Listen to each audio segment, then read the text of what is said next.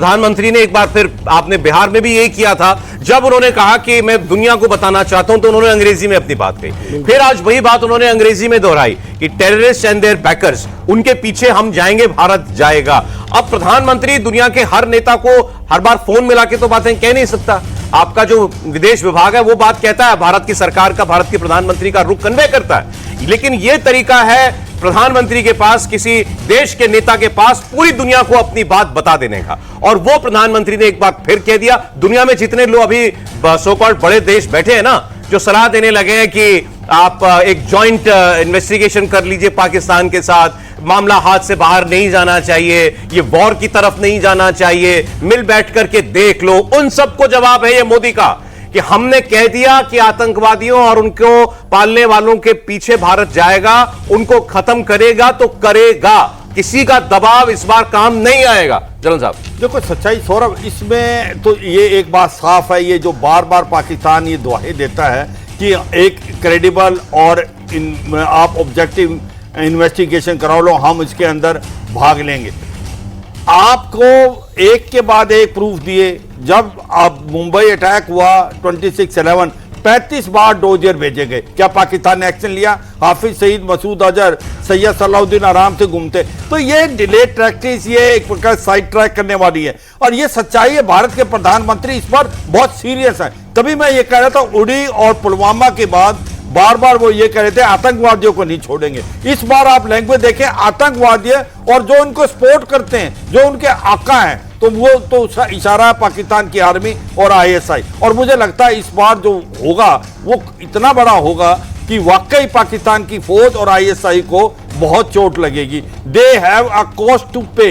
और ये भी सच्चाई है, मैं बिल्कुल एग्री करता हूं जनरल अस्थाना की इससे, कि ये जब भी ये बात इसको करते वो इंग्लिश में बोलते हैं, क्योंकि वो इंटरनेशनल कम्युनिटी को बताना चाहते हैं कि भाई इस बार हम नहीं छोड़ेंगे। और मुझे लगता है ये डर एक सतारा पाकिस्तान की, और इसीलिए जनरल आसिम मुनीर भी काफी टाइम से गायब थे। हाफिज सईद, मसूद अजहर को छुपाया जा रहा है। उनको लगता है कि कहीं ना कहीं इनकी तरफ आया जाएगा। कब आया जाएगा, कैसे आया जाएगा, किस रूप में आया जाएगा, वो तो समय ही बताएगा। अब मैं आपको देखिए अगली खबर बताता हूं, इन दोनों खबरों को जोड़ के आप देखिएगा। पाकिस्तान ने एक मिसाइल टेस्ट किया है, सतह से सतह पर मार करने वाली मिसाइल। पाकिस्तान ने उसको अभी उसका परीक्षण अभी किया है, कोई बड़ी बात नहीं है, लेकिन उसका नाम क्या रखा? पाकिस्तान ने अपनी नई मिसाइल का नाम रखा है अब्दाली। अब्दाली कौन था? अहमद शाह अब्दाली, भारत पर हमला करने वाला लुटेरा। तब आतंकवादी कहा नहीं जाता था, आतंकवादी था। तो भारत में आकर भारतीयों का जो खून बहा के गया, उसके नाम पर पाकिस्तान अपनी मिसाइल का नाम रखता है।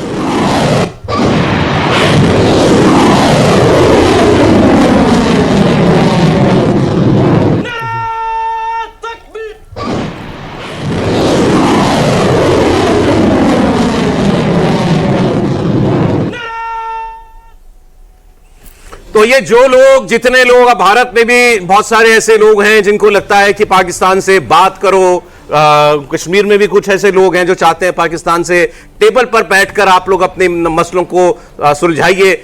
उनसे कहना चाहते हैं, नाम देखो, वो अब्दाली रख रहा है अपनी मिसाइल का नाम।